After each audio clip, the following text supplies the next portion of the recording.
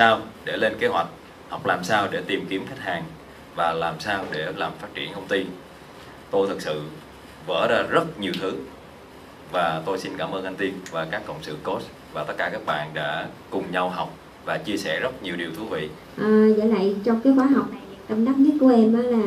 khi mà muốn làm cái gì thì cần phải lên mục tiêu và viết ra văn bản rõ ràng.